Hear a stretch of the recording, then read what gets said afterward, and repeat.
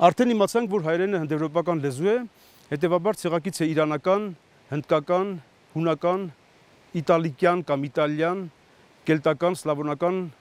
խեթալուվական կամ անատոլիական եւ այլ ճյուղերի, լեզվաճյուղերի։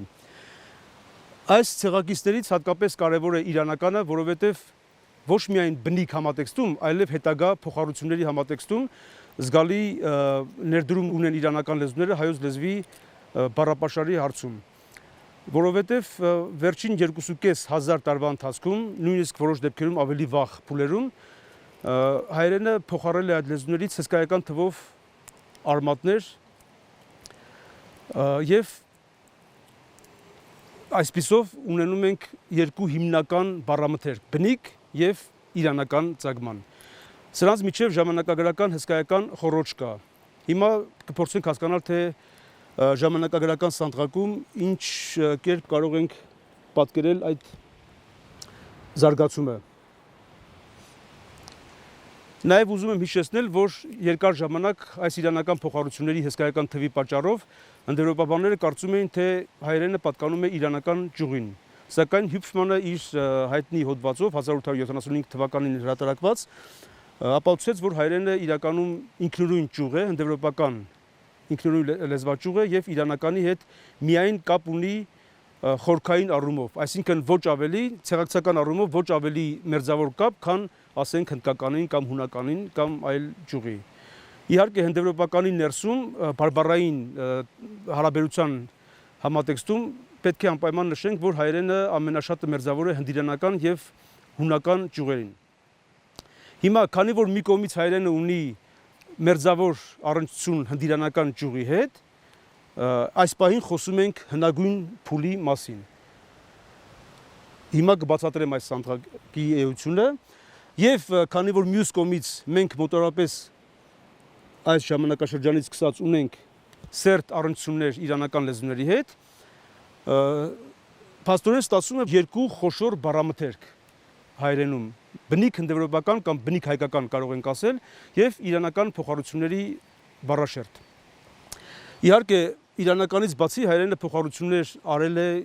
եւ այլ լեզուներից, նաեւ բառեր տվել է շատ այլ լեզուների, սակայն տվյալ դեպքում, քանի որ այս երկուսը հիմնական ամենակարևոր բառամթերքներն են, մենք պետք է փորձենք հասկանալ, թե մեթոդաբանորեն ինչպես կարող ենք տարբերակել այս երկու շերտերը։ Հիմա նախ նայենք այս ժամանակագրական պարզունակ սանդղակին։ Խաչով նշանակել եմ Հիսուս Քրիստոսի ծնունդը, որպես մեր թվարկության սկիզբ։ Սա առաջին հազարամյակն է, սա երկրորդը, այսինքն մենք հիմա այստեղ ենք։ Այստեղ մեր թվարկությունից առաջ առաջին հազարամյակ, երկրորդ, երրորդ եւ չորրորդ։ Մոտավորապես այս փուլերում հնդեվրոպական նախալեզուն, այսինքն մեր մայր լեզուն, սկսել է աստիճանաբար տրովել եւ ճյուղ են առել բազմաթիվ լեզվախմբեր։ Այսինքն նախ ունեցել ենք ճյուղերը եւ հետագայում սրանցից շատերը պիտի հետագա տրոման ենթարկվեն եւ սկիզբ տային առանձին լեզուների։ Այսինքն հայերենի ինքնուրույն գոյությունը մոտ 5-6 հազար տարով է բնութագրվում։ Եթե սա մեր թվարկության սկիզբն է, սա ներկան է, տեսնում ենք, որ մոտավորապես մի երկու այսքան էլ դեռ ունենք մինչև հնդեվրոպական նախալեզվի տրոումը։ Այստեղ 5-րդ դարն է եւ գրերի գյուտը, այսինքն հայոց լեզվի մասին տեղեկություններ մենք ունենք միայն այս ժամանակաշրջանում։ Նկատի ունեմ հենց հայալեզու տեղեկություններ։ Այլ լեզուների աղբյուրների օգնությամբ մենք մոտավորապես 1000 տարի էլ ստանում ենք լրացուցիչ տեղեկություններ, սակայն արդեն ավելի պակաս քանակությամբ։ Մնացածի վերաբերյալ իհարկե կան ուսումնասիրություններ, կան վարկածներ, սակայն հիմա տեղը չի անդրադառնալու դրանց, միայն ընդգծեմ, որ այս սկզբնական փուլերը հսկայական ժամանակաշրջան ոչ մի պատմական փաստաթղթով վավերագրված չէ։ Իհարկե կա Ուրարտուի հարցը, Հայասայի հարցը եւ այլ խնդիրներ, որոնք տարբեր մեկնաբանություններ են արժանացել։ Հիմա դրանք նույնպես թողնում ենք մի կողմ եւ փորձում ենք հասկանալ, թե ինչպես տարբերակենք երկու շերտերը։ Հնդեվրոպական նախալեզվի տրոհումից հետո ինչպես ասացի, հայերենը սկսում է արդեն իր ինքնուրույն զարգացման ընթացքը։ Սակայն այս մեր ստրոման փուլերում դեռ վաղնջահայերենը բարբառային մերձ հարաբերության մեջ էր մյուս ճյուղերի վաղնջա ներկայացուցիչների հետ, այսինքն վաղնջա հունարենի, վաղնջա հնդիրանականի, եւ այս փուլում, քանի որ դրանք դեռ իրար շատ մոտ էին, նրանք ձևավորում են զուգաբանությունների մի սերտ շերտ։ Այնուհետև աստիճանաբար հայերենը ավելի է առանձնանում հնդեվրոպական ընդհանրությունից եւ հետագայում մոտավորապես այս փուլերում սկսում է շփման մեջ լինել իրանական լեզուների հետ։ Եթե ուզում ենք հայերենի մի բառ ստուգաբանել, պետք է գտնենք նրա հնարավոր ցեղակիցները, ստուգենք այդ ցեղակիցների միջև եղած հնչյունական ճշգրիտ համապատասխանությունները, սակայն ուզում եմ հիշեցնել նաև մի կարևոր հանգամանք, որ այդ համապատասխանությունները պետք է լինեն օրինաչափ, սիստեմատիկ։ Այսինքն, եթե բառասկզբի դիրքում այսինչ հնչյունը հայերենում տալիս է այսինչ արտացոլումը, եւ սակայն դրա դիմաց մյուս դուստր լեզուներում մի փոքր այլ արտացոլում, ապա այս նույն պատկերը պիտի դիտարկվի նաև այլ բառերի դեպքում, այսինքն օրինաչափ եւ սիստեմատիկ հարաբերություններ պետք է լինեն։ Միայն այդ դեպքում կարող ենք խոսել օրինաչափ հնչյունական զարգացումների մասին։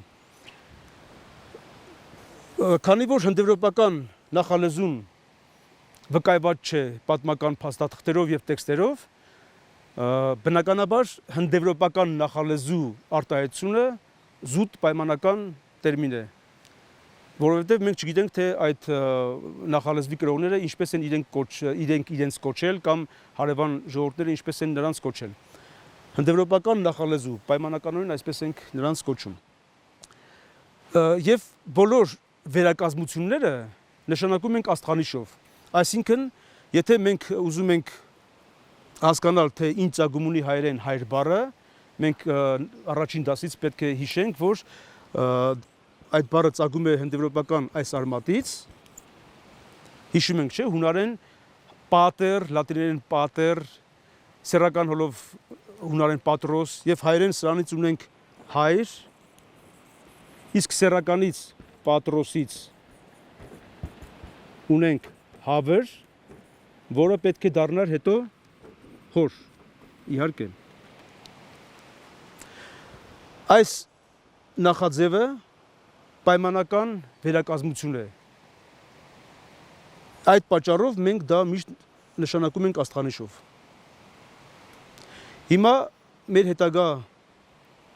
դասի հետագա ընթացքի համար կարևոր է, որ դուք նորից հիշեք այս հնչյունափոխությունը, որ հնդեվրոպական տրն դառնում է հայերենում վր։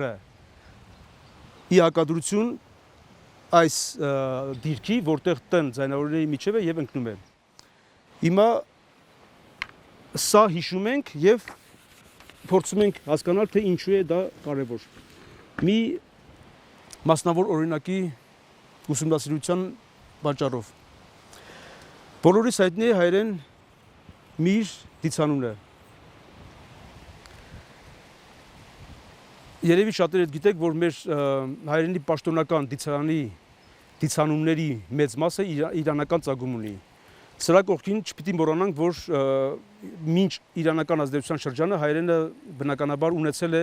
նաև բնիկ հայկական, հնդեվրոպական խորքային ծագման դիցանուններ, սակայն դրանք փոխարինվել են հետագայում իրանական ծագման դիցանուններով,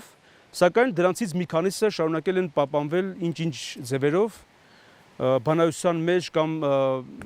օրինական կամ երթումնային բանաձևերում եւ այլ տարբերակներով։ Հիմա շատ հաճախ դուք կարող եք տեսնել ուսումնասիրություններ, որտեղ փորձում են միր, վահագն, արամաստ եւ այլ դիցանունները մեկնաբանել որպես բնիկ հայկական։ Մի կողմ դնելով էմոցիոնալ մոտեցումը եւ այլ նկատառումները, այստեղ պիտի անպայման ընդգծենք, որ վճռորոշ հարցը հնչյունական վերլուծությունն է։ Այսինքն, եթե մենք ուզում ենք պարզել տվյալ բառը կամ դիցանունը ունի հայկական թե իրանական ծագում, ապա պիտի նկատի ունենանք, որ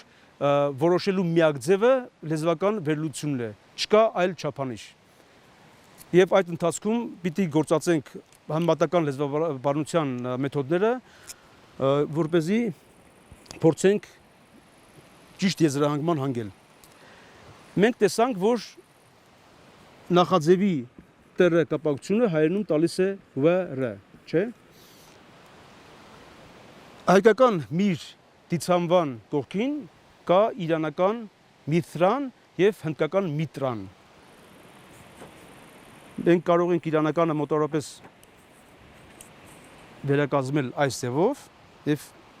ըստ էության ավեստական ձևը հենց այդ տեսք ունի եւ հնդկերենում ունենք միտրա ձևը։ Եթե պայմանականորեն վերակազմենք հնդեվրոպական նախաձև այս դիցանվան, դա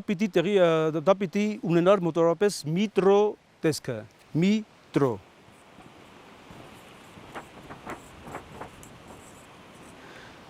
Եթե սա որպես բնիկ հայկական դիցանուն հայերենում պահպանվեր, պիտի ունենար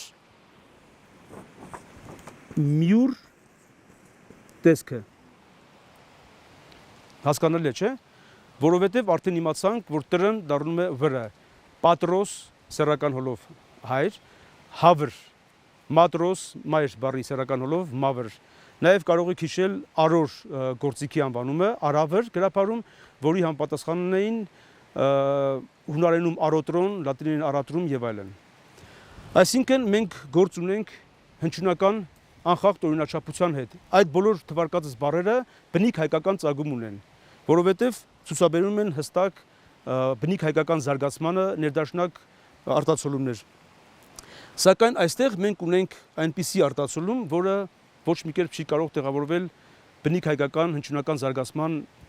շարունակական առանցքի վրա։ Այդ համատեքստում մենք չենք կարող սա տեղակայել եւ հասկանալ։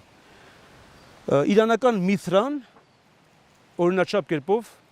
հանգեցրել է միթր եւ միհր տարբերակի, որից մենք փոխարել ենք հենց միհր տեսքով։ Հաճախ դուք կարող եք կարդալ կամ լսել, թե հայկական լեռնաշխարհում միտրան վկայված է դեռևս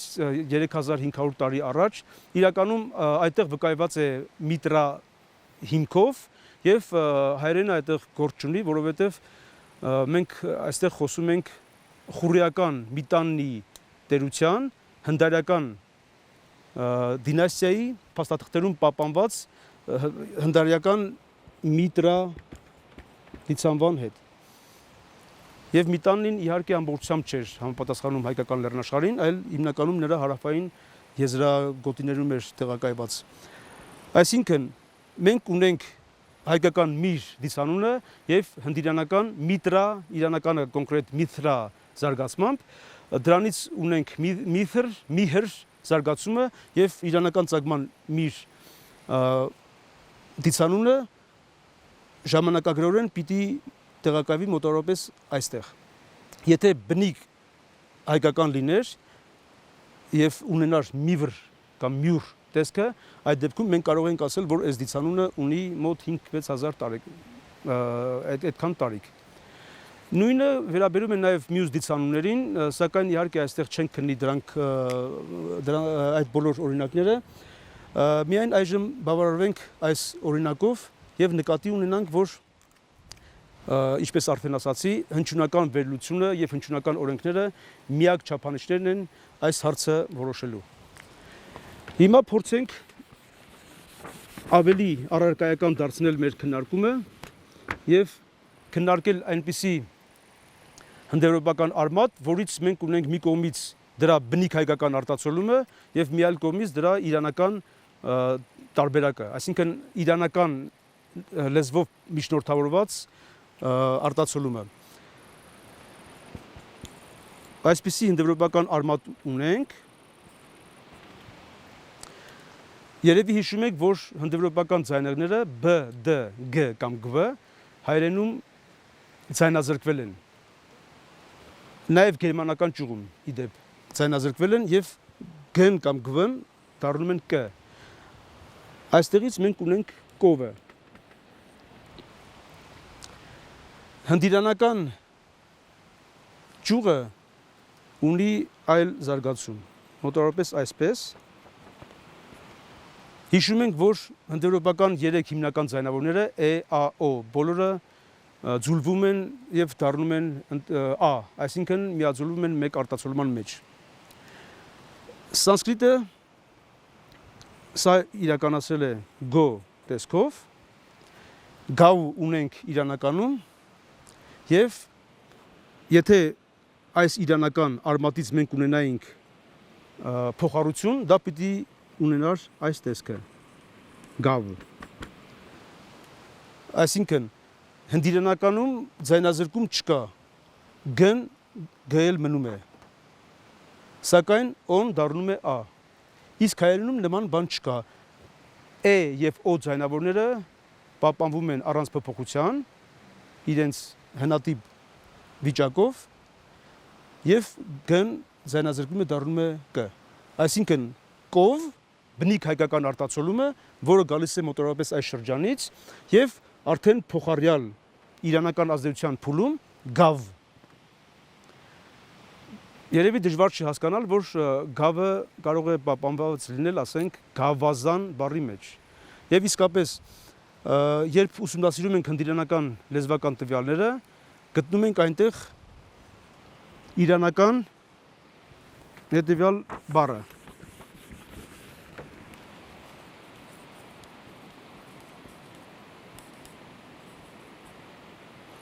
Գավազա։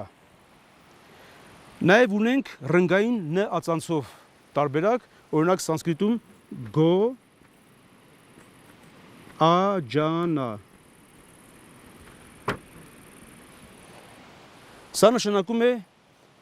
խոշոր եղջերավոր անասունին քշելու ճիպոտ։ Հասկանալի է, չէ՞։ Փաստորեն իրանականում գավազա, սանսկրիտում գավաջանա կամ գոաջանա։ Երկրորդ բաղադրիչը հետևյալ արմատն է։ Հիմա որպեսզի չխառնենք, այսպես գծով առանձնացնեմ, հնդեվրոպականում ունենք այսպիսի արմատ, որ նշանակում է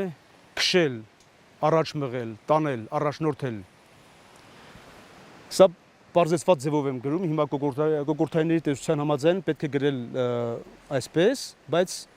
պարզ թողնելու համար նյութը հին ավանդական վերակազմությամբ եմ նշանակում այս արմատը։ Ագ, սա ցույց է տալիս, որ այս հետնալեզվային պայթականը կմայնացած է։ Այս կմայնացած պայթականը հայերենում միշտ տալիս է ծ, սանսկրիտում միշտ տալիս է ջ, իրանականում միշտ տալիս է զ։ Հետևաբար, այս արմատից, որ նշանակում է քշել, տանել, առաջնորդել, ունենք հայերեն ածեմ, բոլորիդ հայտնի է, չէ՞ այս բայը, ածեմ, տարբեր բարբառներում պահպանվել է տարբեր նշանակություններով, իմաստային հարուստ զարգացում ապրած արմատ է, ածել, լցնել, տանել, քշել, նույնիսկ նվագել, խփելով, լարերին զարկելով նվագել, բայց սրա հին հայկական եւ հիմնական նշանակություններն են բերել, տանել, քշել, մոտավորապես այսպես։ Ճիշտ նույնը, ինչ որ հնդեվրոպական այս արմատի դեպքում։ Հունարենում ասենք ունենք ագո,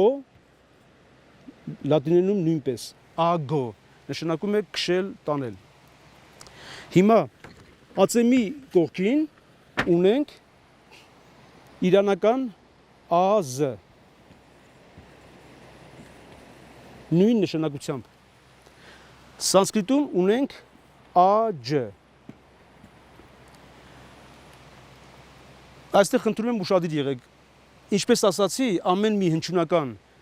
հավաստի օրենք ունի իր զարգացումները ամեն մի յուրաքանչյուր առանձին լեզվաճյուղում, համապատասխան եւ օրինաչափ։ Այսինքն սա եթե հայերենում տալիս է ծ, ապա մյուս բառերի դեպքում էլ որտեղ որ այս պայթականը կա, պիտի անպայման դառնա ծ։ Նույն կերպ սիստեմատիկ եւ օրինաչափ կերպով այս նույն հնչյունը սանսկրիտում տալիս է ջ, իրանականում տալիս է z։ Հետևաբար մենք ունենք այստեղ ած բնիկ հայկական բայը, աժ հնդկականը եւ az իրանականը։ Այստեղից արդեն ընդամենը կես քայլ է մինչև հասկանալը, որ գավազա բաղադրությունը կազմված է գավ, կով կամ ես խոշոր եղջերավոր անասուն արմատից եւ az բայահիմքից։ Ազի հայկական եղբայրը կամ քույրը, ինչպես կուզեք, ածն է, ածելը։ Հնդկականը աջը։ Հետևաբար գավազա այս իրանական ձևից ընդ որում նա արդյունավետ բեղուն ածանցով, ինչպես հստակ մենք տեսնում ենք գո աջանայի դեպքում սանսկրիտում, դրանից հստակորեն ստանում ենք գավազան բառը։ Այսինքն գավազան բառի բնիմաստն է խոշոր եղջերավոր անասուն քշող, ճիպոտ, որով հովիվները ավելի շուտ նախրապանները տվյալ դեպքում արոտավայր են քշում անասուններին։ Փաստորեն տեսանք մի այնպիսի դեպք, երբ միևնույն հնդեվրոպական արմատը հայերենում դրսևորվել է երկու տարբեր տեսքերով։ Մի կողմից ածեմ, լայն ընդարձակ զարգացում, իմաստային զարգացում ստացած արմատ, ածեմ, եւ մյուս կողմից իրանական ազի միջնորդավորությամբ ունենք մեր քննած գավազան բառը, այսինքն ազը այնտեղ որպես իրանական փոխառություն եւ ածեմի դեպքում որպես բնիկ հայկական։ Հիմա այդ նույն ազը փորձենք տեսնել այլ բառի կազմում։ Մենք ունենք հնդեվրոպական այս արմատը, որը նշանակում է նավ։ Սրանից հայերենը ժառանգել է նավ բառը։ Վեճեր կան, թե տվյալ դեպքում մենք գործ ունենք բնիկ հայկական բառի հետ, թե իրանական, որովհետև այնպես է ստացվել, որ ինչ-որ տիպական հնչյունական զարգացում չունենք, որը կարող է մեզ օգնել տարբերակելու զարգացման այս ընթացքը, որովհետև նավը եւ բնիկ տեսքով եւ իրանականի տեսքով պիտի հանգեր նույն արդյունքին։ Նավ, հասկանալի է, չէ՞։ Մենք նավի տեսքով չենք կարող որոշել դա բնիկ է թե իրանական։ Ես մի փոքր հակված եմ դեպի բնիկ հայկական ծագումը, բայց չափանիշները այս դասի նպատակներից դուրս են, չեմ անդրադառնա, բայց հիմա տեսնենք թե ինչու է սա էական մեր քննած թեմայի համար։ Նավից մենք ունենք նավազ ածանցյալը, չէ՞։ Նավազ, բոլորիդ լավ հայտնի։ Հիմա անկախ նրանից նավը բնիկ է թե իրանական փոխառություն, նավազը ակնհայտորեն իրանական ծագում ունի, որովհետև սա հստակ ստուգաբանություն ունի։ Իրանական նավ արմատը, որ նշանակում է նավ, դրան գումարած նորից մեզ արդեն քաչ հայտնի ազ արմատը, որ նշանակում է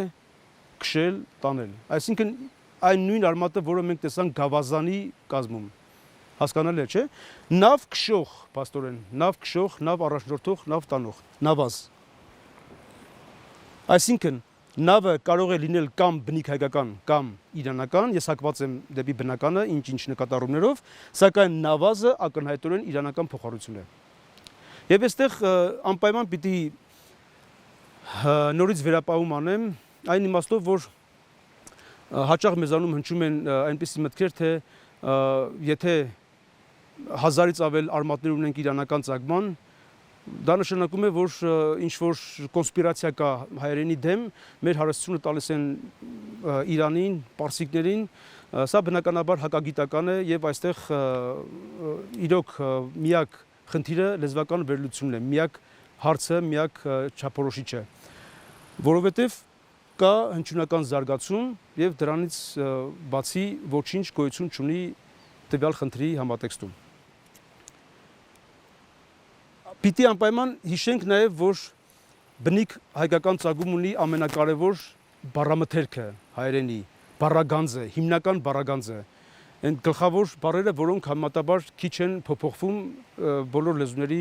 բառագանձերում։ Եվ մյուս կողմից պիտի անպայման հիշենք, որ բացի բառապաշարը, նաև ամբողջովին հնդեվրոպական ծագում ունի քերականական համակարգը, քերականական ձևույթները, այսինքն դիմավոր վերջավորությունները, բայական համակարգի դիմային վերջավորությունները, նախորդ դասում մեր քննած անցյալ կատարյալի է նախամասնիկը, եթե հիշում եք,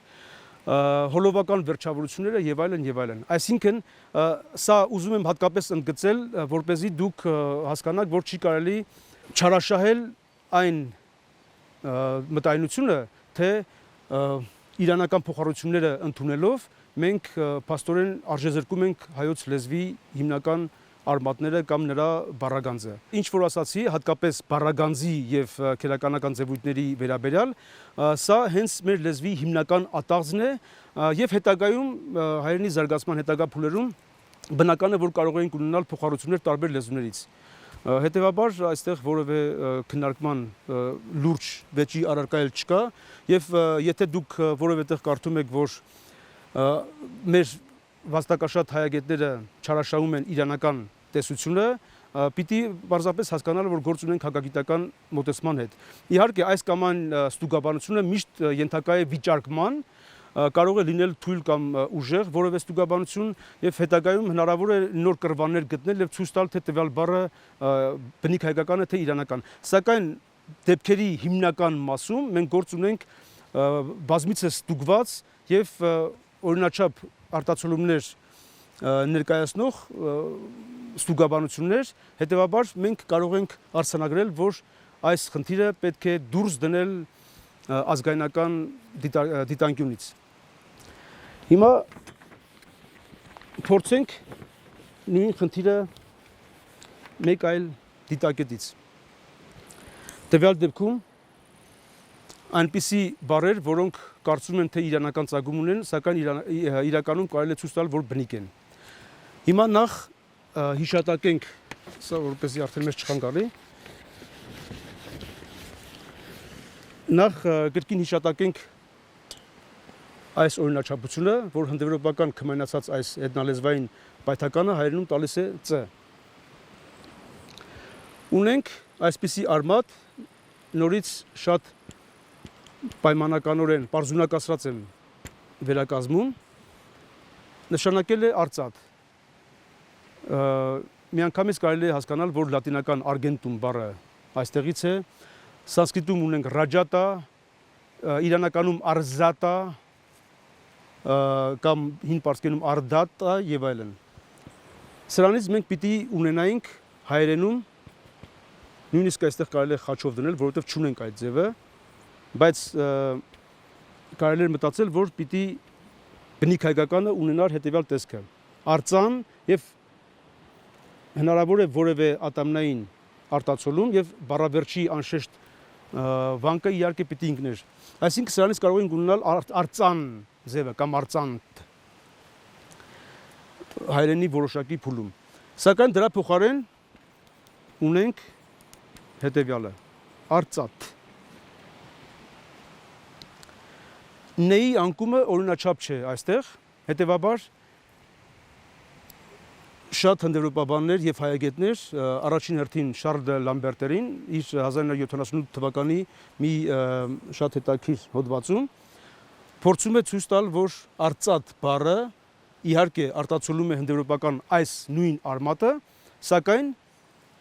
իրանական միջնորդությամբ,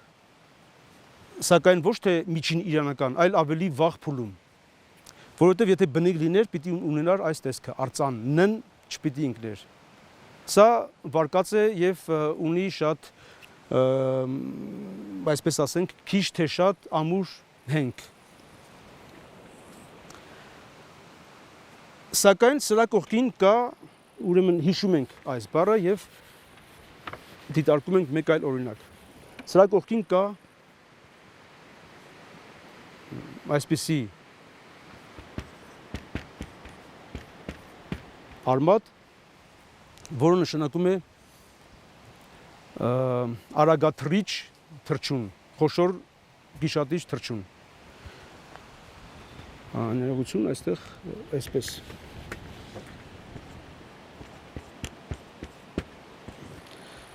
Սանսկրիտում ունենք ռջիպյա։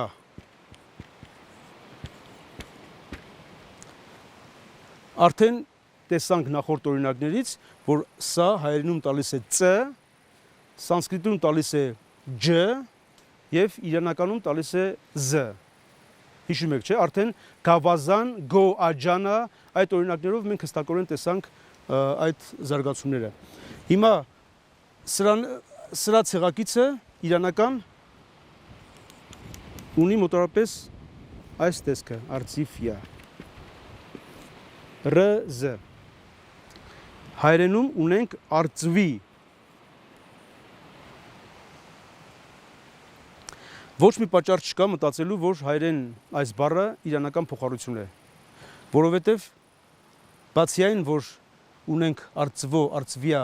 այդ հոլովական համակարգը, որը այս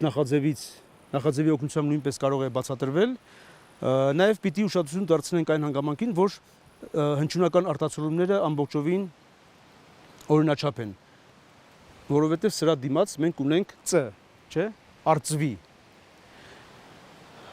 Հիմա ես ուզում եմ մի լրացուցիչ հանգամանք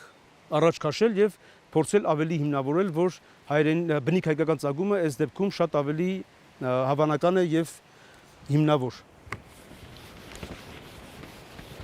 Թեև Ռիգվեդայում սա նշանակում է նաև արծիվ, հենց մեր հայոց լեզվի արտացոլման բառի իմաստի նմանությամբ,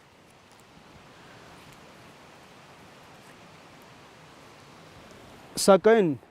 ավելի հին փուլերում Ռիգվեդայում գտնում ենք այս բառի ածականական իմաստը, որը նշանակում է տվյալ դեպքում ուղղաթռիչ կամ արագաթռիչ, ռջիպյա, այսինքն եղել է թռչունի մագդիր։ Որ թռչունի, այս թռչունի, շենա, հնդկական։